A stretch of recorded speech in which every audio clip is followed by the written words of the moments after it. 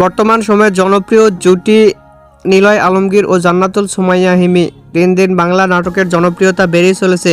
সেই ধারাবাহিকতায় আবারও নতুন নাটক নিয়ে হাজির হয়েছেন জনপ্রিয় এই জুটি।